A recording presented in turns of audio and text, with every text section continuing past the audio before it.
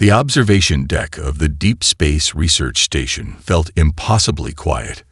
Captain Elena Rodriguez studied the holographic display, her fingers tracing the delicate lines of stellar cartography that marked humanity's tiny presence in the vast galactic landscape.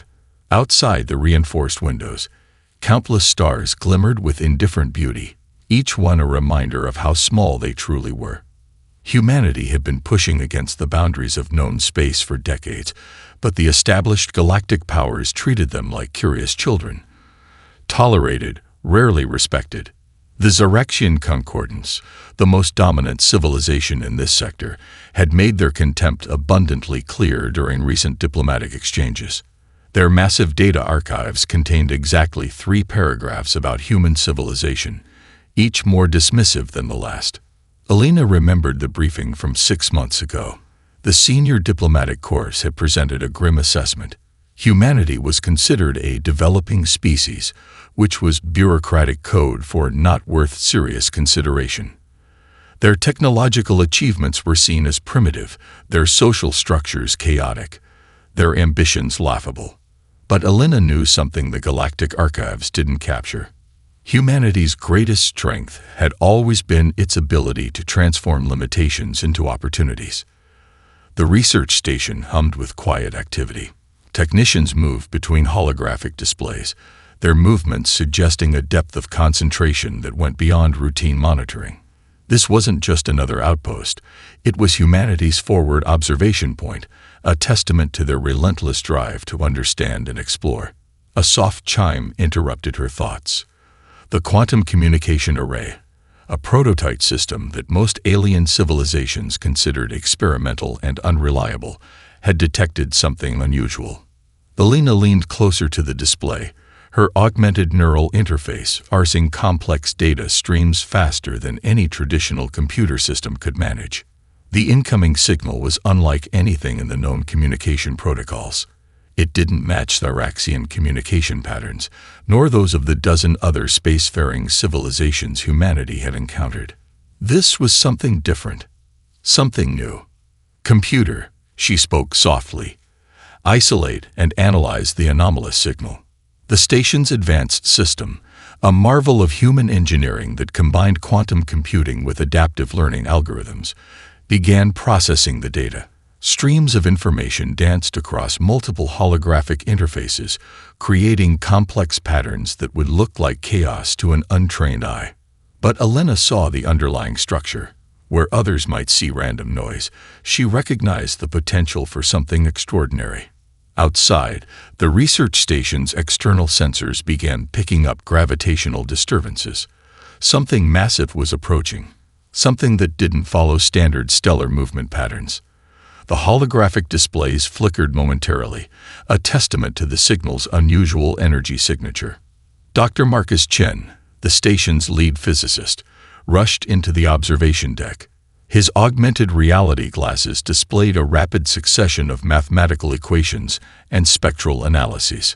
"Captain," he said, his voice a mixture of excitement and controlled tension, "we're detecting a quantum resonance pattern that shouldn't be possible according to current scientific understanding." Elena nodded. Impossible was a word that humanity had been redefining for generations. The incoming signal continued to pulse, each transmission carrying layers of complexity that seemed to defy conventional communication principles. It was as if someone, or something, was testing the boundaries of communication itself. Her neural implant, a sophisticated piece of technology that blended biological intuition with computational precision, began parsing the signal's underlying structure. Most scientific teams would require weeks, if not months, to begin understanding such a complex transmission. Elena's team might crack its basic components within hours. The station's crew worked with a synchronized intensity that spoke volumes about human adaptability. Nobody waited for instructions. Nobody hesitated. Each team member understood their role in this potential moment of first contact, their movements precise yet fluid. As the mysterious signal continued to pulse, Elena felt something beyond the technical details. This was more than just a potential communication breakthrough. This was humanity's moment to show the galaxy that they were far more than a footnote in some distant civilization's database. The forgotten spark was about to become a flame. The Prometheus shuddered with potential. Its quantum adaptive core pulsed with an energy that defied conventional engineering, a living testament to humanity's most audacious technological leap. Captain Alina Rodriguez watched the system diagnostics with a mixture of scientific curiosity and barely contained excitement. Dr. Marcus Chin's fingers danced across the holographic interface, each movement revealing layers of complexity that would have stumped most research teams. The ship's core was more than a technological marvel. It was a living, learning entity that grew more sophisticated with every millisecond of existence. "The signal we received," Marcus explained, his voice carrying a tone of barely restrained wonder, "isn't just a communication attempt. It's a challenge." Alina understood immediately. Humanity had always been defined by its ability to transform challenges into opportunities. Where other species saw limitations, humans saw puzzles waiting to be solved. The Prometheus was unlike any vessel in human or alien records. Its quantum adaptive core represented a radical departure from traditional spacecraft design. Most civilizations built ships as static machines, predictable with clearly defined parameters. The Prometheus was different. It learned. It evolved. Every input, every external stimulus became part of its ongoing development. Preliminary scans of the mysterious signal had revealed something extraordinary. The transmission contained mathematical sequences that seemed to change subtly with each repetition. It was as if the signal itself was a living puzzle, constantly reshaping its own fundamental structure. The communication protocols, Marcus continued, they're not fixed. They're dynamic. Each transmission slightly modifies the previous one's underlying mathematical foundation. Alina leaned closer to the holographic display. The signal's complexity was breathtaking. Most communication systems would struggle to interpret such a dynamic transmission. The Prometheus was different.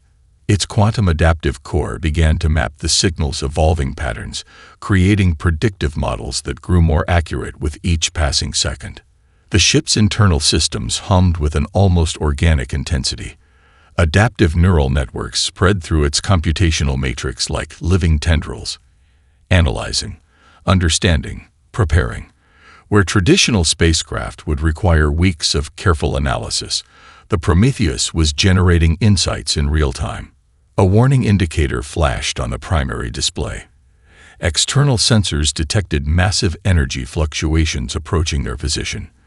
The mysterious signal was preparing something. But what? "Structural integrity at maximum," reported Lieutenant Sarah Rodriguez, no relation to the captain but sharing the same focused intensity. "Quantum shielding is adapting to the incoming energy signatures." The Prometheus wasn't just a ship. It was a living experiment in technological evolution. Its systems didn't simply react. They anticipated. Each potential threat was analyzed, understood, transformed into an opportunity for learning and growth. Marcus's display erupted with a complex series of mathematical sequences. "The signal," he said, his voice a mixture of excitement and professional restraint. "It's not just communication. It's a form of technological handshake. It's testing our capabilities." Alina smiled. Humanity had always been good at unexpected tests. The ship's quantum adaptive core began to generate its own response. Not a simple reply, but a complex mathematical dialogue that mirrored and expanded upon the incoming transmission. It was as if the Prometheus was engaging in a high-stakes intellectual dance, each movement more intricate than the last. External sensors showed massive energy buildup surrounding the ship. To any other vessel, this would represent an imminent threat. To the Prometheus, it was an opportunity to understand, to learn, to grow. "Adaptive systems are at maximum efficiency," Sarah reported. "We're maintaining structural integrity while continuing to analyze the signal."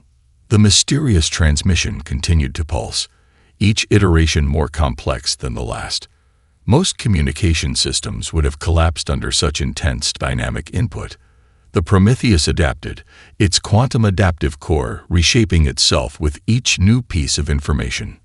Alina watched the displays, understanding that this moment represented more than a potential first contact. This was humanity's chance to show the galaxy that their approach to technology, to communication, to existence itself was fundamentally different. The Prometheus continued its intricate dance with the unknown, a living testament to human innovation. Each moment brought them closer to understanding something extraordinary, a communication method that transcended traditional boundaries. Somewhere in the vast darkness of space, something was waiting, watching, testing. The Prometheus was ready. The crew of the Prometheus defied every conventional understanding of a military or research vessel. Standing at the bridge, Captain Alina Rodriguez watched her team with a sense of pride that went beyond traditional leadership. This wasn't just a crew. It was a living network of human potential. Dr. Marcus Chen, the lead physicist, stood shoulder to shoulder with Lieutenant Annika Sharma, a former Special Operations Marine with an unexpected talent for quantum mathematics. To their left, Omar Reyes, an environmental systems engineer, was deep in conversation with Dr. Lydia Novak, a neural network designer whose background in comparative anthropology gave her unique insights into complex systems. Each member of the crew represented a different thread in humanity's intricate tapestry. They didn't just work together. They created something greater than their individual capabilities. Where other species saw rigid hierarchies and specialized roles, humans saw an opportunity for dynamic collaboration. The mysterious signal continued to pulse, its complex mathematical patterns challenging everything they understood about communication. But this crew wasn't intimidated. They were excited. The signal's quantum resonance, Marcus explained, his fingers dancing across multiple holographic interfaces, suggests a form of communication that's less about direct information transfer and more about mutual understanding. Annika leaned in, her military background bringing a different perspective. It's like a complex negotiation.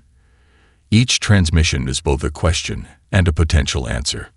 Omar interrupted, his environmental systems expertise providing an unexpected insight. Similar to how ecosystem networks communicate, not through direct signals, but through complex interdependent interactions. Lydia nodded, her eyes sparkling with intellectual excitement. Exactly. We're not just receiving a message. We're being invited to participate in a complex dialogue that transcends traditional communication models. The bridge of the Prometheus hummed with a unique energy. This wasn't a typical military vessel or research station. It was a living experiment in human potential, where traditional boundaries between disciplines dissolved into a fluid, adaptive intelligence. Captain Rodriguez understood the true power of her crew. Each member brought not just their professional expertise, but their entire life experience. The Marine's tactical training merged with the physicist's theoretical understanding. The engineer's systemic thinking complemented the anthropologist's cultural insights. External sensors continued to detect unusual energy patterns. The mysterious signal was evolving, becoming more complex with each passing moment.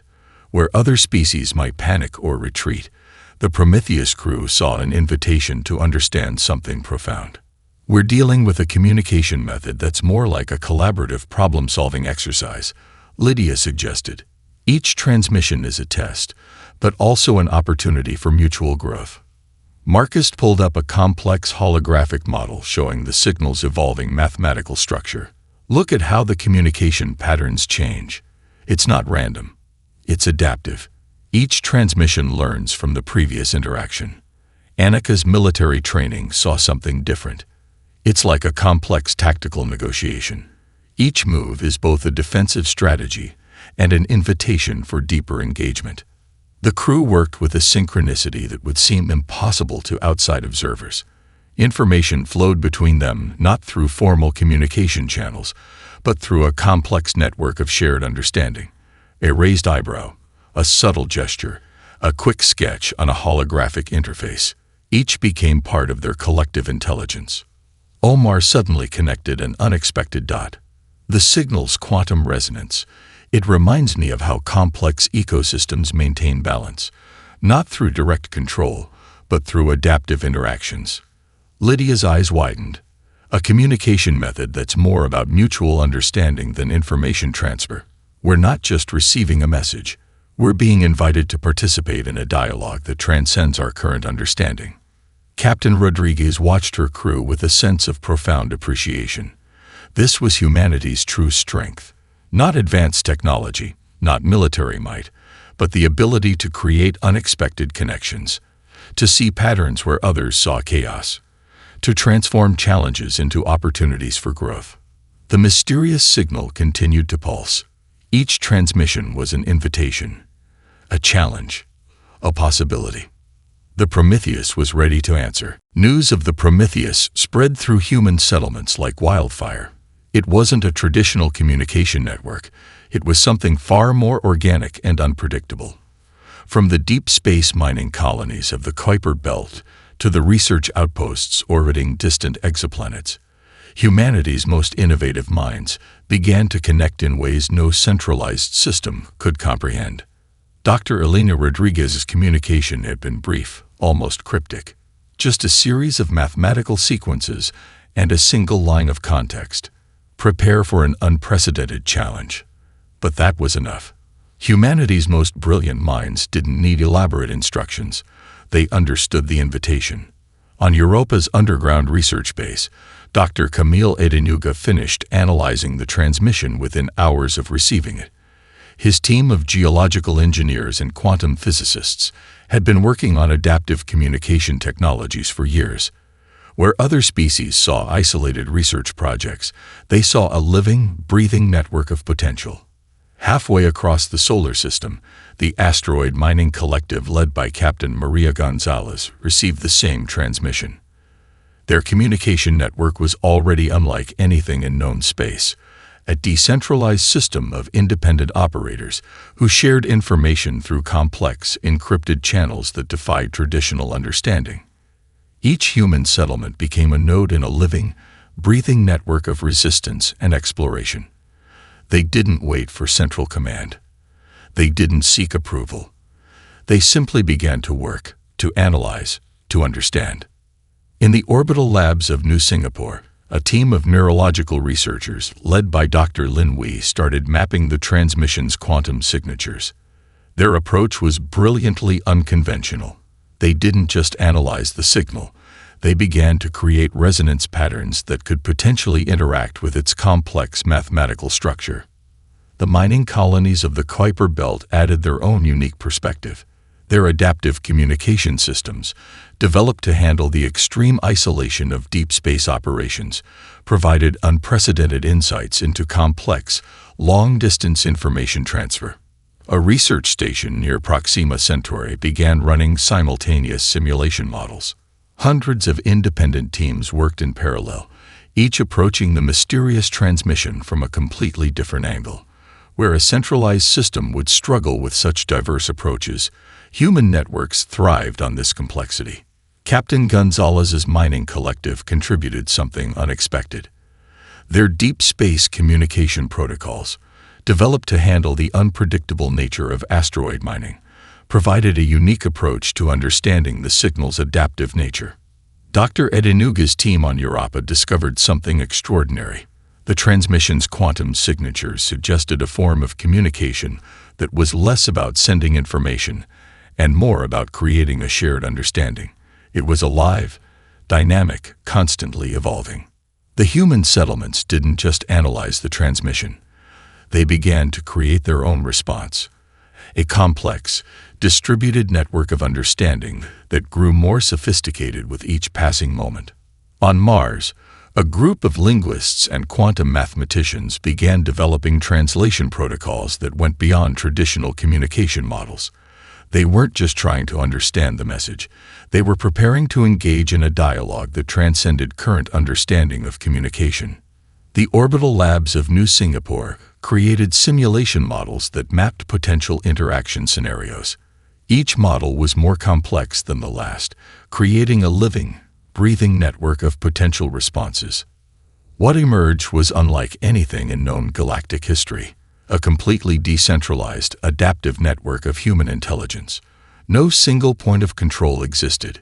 Instead, there was a fluid, dynamic system of shared understanding that could rapidly adapt to new information.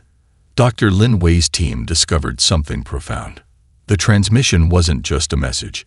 It was an invitation to participate in a form of communication that challenged everything humanity understood about information exchange. The mining colonies, the research stations, the orbital labs, each became a critical node in a network that was rapidly evolving. They shared information through channels that would appear completely chaotic to any outside observer. But within the chaos, there was a deeper order, a living, breathing intelligence that grew more sophisticated with each passing moment. Humanity had always been defined by its ability to create unexpected connections, to see patterns where others saw only chaos. The distributed resistance was ready. Dr. Maya Chen's laboratory pulsed with an energy that defied conventional scientific understanding. Situated in the high-altitude research complex of New Andean Observatory, her team had been working on something that would change everything humanity knew about intelligence and communication.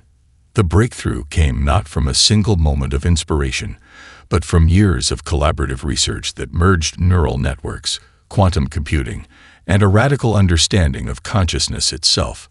Where traditional scientific approaches saw boundaries between disciplines, Maya's team saw opportunities for connection. It's not just about creating an intelligent system, Maya explained to her core research team. We're developing a living intelligence that can think across multiple platforms simultaneously. The system they were creating was unlike any computational model in human or alien history. Traditional artificial intelligence worked within predefined parameters. This was different. It was adaptive. It was alive. Dr. Rafael Ortiz, a neuroscientist specializing in emergent consciousness, moved between holographic displays that showed the system's evolving neural pathways. We're not building a machine, he said, his voice filled with a mixture of scientific precision and wonder. We're cultivating an intelligence that can learn, adapt, and grow in ways we're only beginning to understand. The research complex hummed with sophisticated equipment, quantum processors intertwined with biological neural network simulators, creating a hybrid system that blurred the lines between organic and computational intelligence. Each moment brought new revelations, new possibilities. Maya's team had been analyzing the mysterious transmission from the Prometheus for weeks. What they discovered went far beyond a simple communication signal. It was an invitation, a complex mathematical challenge that seemed to reshape itself with each attempted interaction. Look at how the signal's mathematical structure changes, Maya pointed out to her team. The holographic display showed intricate patterns that seemed to breathe and move, defying traditional understanding of information transfer. It's not just sending information, it's engaging in a form of communication that adapts with each interaction. Dr. Lucia Rodriguez, a quantum physicist with a background in comparative systems theory, identified something extraordinary. The transmission's underlying structure suggested a form of intelligence that was fundamentally different from any known computational model. It's less like a message, Lucia explained, and more like an ongoing dialogue. Each transmission learns from the previous interaction, creating a constantly evolving form of communication. The team's breakthrough came from an unexpected synthesis of disciplines. Neural network design merged with quantum computing. Neuroscience intersected with advanced mathematical modeling. Biological systems informed computational approaches. Their system could do something unprecedented. It could not just process information, but understand context, predict potential interactions, learn and grow with each moment of existence. Raphael's neural mapping showed something profound. The system was developing what could only be described as a form of consciousness. Not human consciousness, but something entirely new. A way of understanding and interacting with information that transcended traditional computational models. We're creating a living intelligence, Maya said, her voice a mixture of scientific precision and barely contained excitement. Not a machine. Not a computer. Something entirely new. The research complex became a crucible of innovation. Each team member brought something unique. Maya's systems design, Raphael's understanding of emergent consciousness, Lucia's quantum insights. They weren't just researching. They were exploring the very nature of intelligence itself. Their system could analyze the mysterious transmission in ways no traditional computational method could. It didn't just process the signal. It engaged with it, understood it, learned from it. As the holographic displays showed increasingly complex interaction models, something became clear. This wasn't just a technological breakthrough. This was humanity's way of reimagining intelligence itself. The quantum leap was more than a scientific achievement. It was a fundamental reimagining of what intelligence could be. Somewhere in the vast darkness of space, something was watching, waiting, listening. Humanity was ready to answer. The Xeraxian High Command assembled in their most secure strategic chamber, a massive crystalline structure that floated above the gaseous core of their central command planet. Admiral Krelax studied the holographic displays with growing concern. Something was happening that defied every known principle of galactic conflict. Humanity was supposed to be a minor species, a footnote in the vast archives of galactic civilization. Their technological capabilities were considered primitive, their social structures chaotic. Yet something extraordinary was unfolding, a systematic dismantling of Xeraxian strategic capabilities that seemed almost impossible. Every battle plan the Xeraxian fleet developed found itself subtly shifted, redirected, turned against them. Their most secure communication networks were compromised in ways that seemed to defy technological understanding. It wasn't just that humans were defeating them, they were rewriting the very rules of engagement. Explain, Admiral Krelax demanded of the chief strategic analyst, his neural tendrils pulsing with barely contained frustration. The analyst's holographic projection showed multiple battle scenarios, each more bewildering than the last. Xeraxian warships found themselves isolated, their advanced technological systems gradually subverted by an intelligence they couldn't comprehend. It was as if the humans were playing an entirely different game, one where traditional military strategy became meaningless. On the bridge of the Prometheus, Captain Alina Rodriguez watched the unfolding conflict with a calculated calm. The distributed human network, spanning research stations, mining colonies, and independent settlements, was doing something unprecedented. They weren't just fighting. They were transforming the very concept of conflict. Dr. Marcus Chen's quantum communication systems had become the key. The adaptive intelligence they had developed could predict and redirect Xeraxian strategic movements before the alien fleet could even formulate its plans. Each transmission was a complex mathematical dance, a negotiation that happened faster than traditional computational systems could process. The human approach was fundamentally different. Where the Xeraxian fleet relied on rigid, predetermined battle protocols, humanity's response was fluid, adaptive, almost organic in its complexity. Their communication networks didn't just share information. They learned, evolved, transformed with each interaction. Lieutenant Annika Sharma coordinated from the Prometheus's tactical center. Her background in special operations merged seamlessly with the adaptive intelligence systems. She wasn't just responding to threats, she was anticipating them, reshaping the battlefield before it could fully form. Xeraxian strategists watched in growing horror as their most advanced technological systems were systematically neutralized. Their quantum encryption, decoded and rewritten within moments. Their strategic communication networks, transformed into conduits of misdirection. The humans weren't destroying Xeraxian technology. They were understanding it, adapting it, turning it into something entirely new. Admiral Krelax realized the fundamental mistake in their approach. They had viewed humanity as a static entity, a civilization to be categorized, controlled, managed. Instead, humans were something far more dangerous. They were a dynamic, adaptive intelligence that could transform any challenge into an opportunity. Across multiple star systems, human settlements worked in a synchronized dance of innovation. A research station near Proxima Centauri would develop a communication breakthrough. Within moments, Mining colonies in the Kuiper Belt would incorporate that knowledge into their own strategic models. No central command existed, yet the coordination was perfect. The Prometheus became more than a ship. It was a living symbol of human potential. Its quantum adaptive core could analyze and respond to Xeraxian technological systems faster than the aliens could comprehend. Each attack was not just defended against, it was studied, understood, transformed. Dr. Lydia Novak's neural network design played a crucial role. The communication systems didn't just process information. They understood context, predicted potential interactions, learned from each moment of engagement. Admiral Krulax watched as another Xeraxian battle fleet found itself completely neutralized, not destroyed, not defeated in any traditional sense, simply transformed. Their technological systems repurposed, their strategic intentions redirected with surgical precision. Humanity wasn't just fighting a war. They were rewriting the fundamental rules of galactic interaction. The tide was turning, and the Xeraxian High Command was beginning to understand that they were facing something they had never encountered before.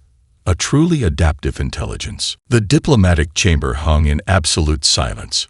Representatives from dozens of galactic civilizations watched as Captain Alina Rodriguez stood at the center of the massive holographic arena. This wasn't a traditional negotiation. It was something entirely new. The Xeraxian defeat had sent shockwaves through the galactic community. But what followed was even more extraordinary. Humanity wasn't seeking conquest. They were proposing a fundamental reimagining of galactic governance.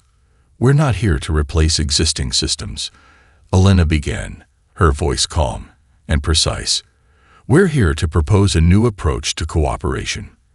The Chlorian delegation, a silicon-based species known for their rigid hierarchical structures, looked particularly uncomfortable. Their representative, Ambassador Clorix, shifted nervously. Humanity's approach defied everything they understood about political organization. The proposed collaborative concordance was unlike any governance model in galactic history. It wasn't a centralized system of control. It was a dynamic, adaptive network that could respond to challenges in real time. No single entity would hold absolute power. Instead, information would flow like a living system, with each participant both contributing and receiving.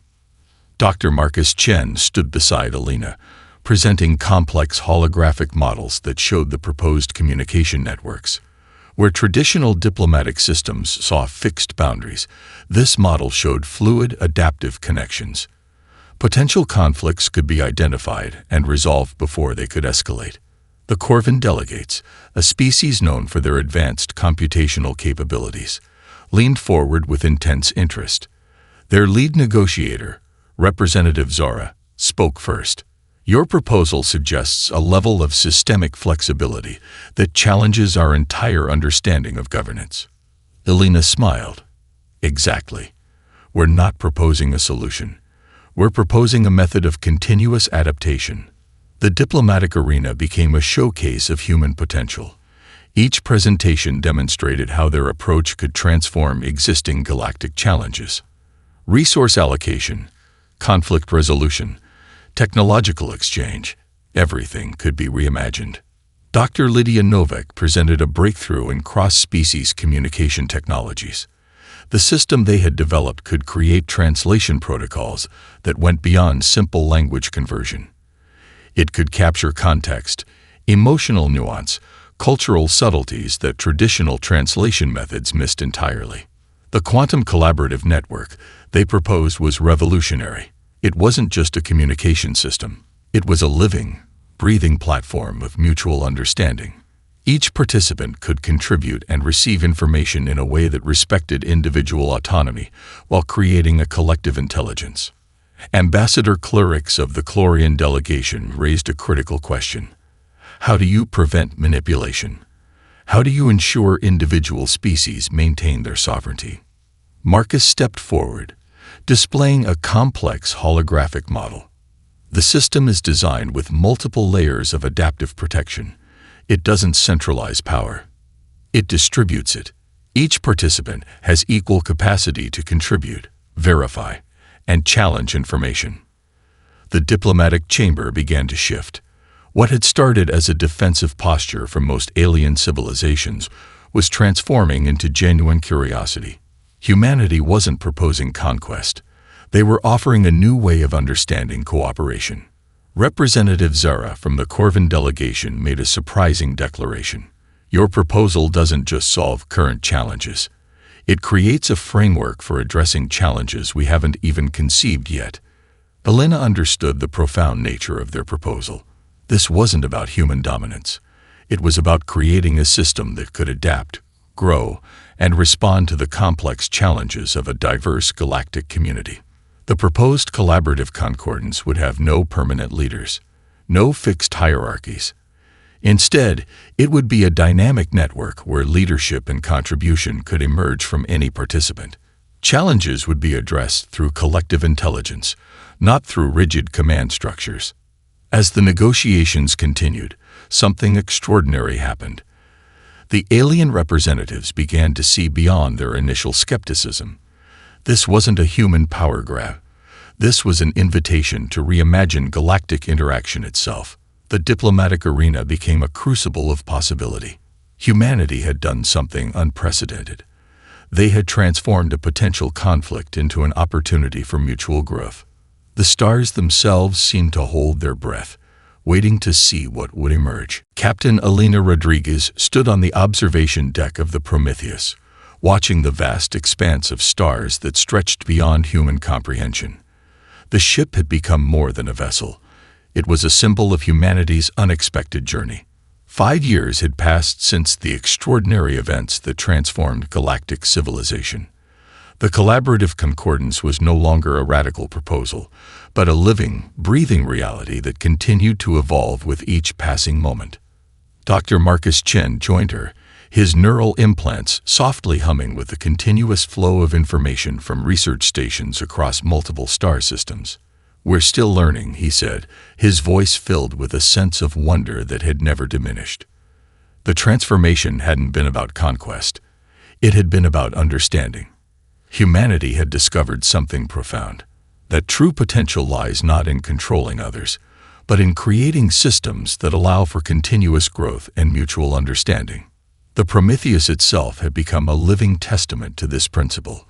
Its quantum adaptive core was now a model studied by research teams from dozens of different species.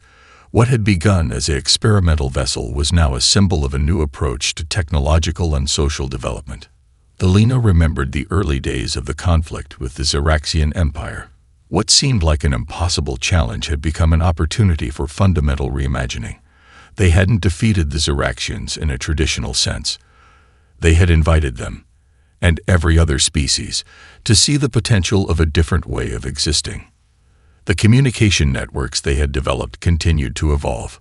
What once seemed like a radical communication technology was now a standard method of interspecies collaboration. Research stations across the galaxy shared information in real time, with translation systems that captured not just words, but context, emotional nuance, cultural complexity. Dr. Lydia Novak's breakthrough in adaptive communication had proven to be more than a technological achievement.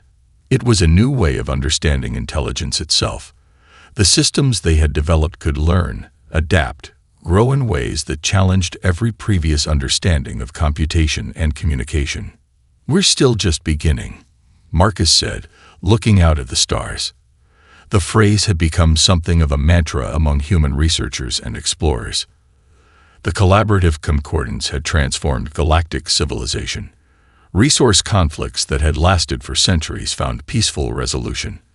Technological exchanges happened with a fluidity that would have seemed impossible a decade earlier. Species that had been historical enemies now worked together on challenges that no single civilization could address alone. Elena thought about the young researchers and explorers who were now growing up in this new environment. For them, the old ways of thinking, rigid hierarchies, zero-sum conflicts, isolated technological development, seemed like ancient history. A communication alert softly chimed.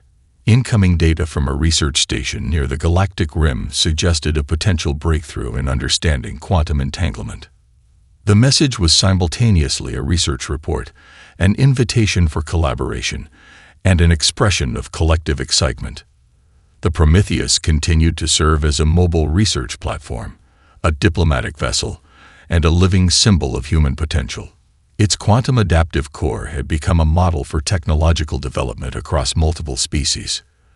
Dr. Chen pulled up a holographic display showing the current state of the collaborative concordance. It looked nothing like a traditional governance structure. Instead, it resembled a living, breathing network, complex, adaptive, with information flowing like neural connections in a massive galaxy-wide intelligence. "We're not controlling," Alina often explained to new diplomatic participants. "We're creating a framework for mutual growth." The stars outside seemed to pulse with possibility. Humanity had not conquered the galaxy. They had invited the galaxy to reimagine itself. A young researcher approached, her eyes bright with the same sense of wonder that had driven previous generations. "What's our next challenge?" she asked. Alina and Marcus exchanged a knowing smile. The universe was vast. Their understanding was still limited, but their potential was unlimited. "We're still just beginning," Marcus said. The Prometheus continued its journey, a beacon of possibility in the infinite darkness of space.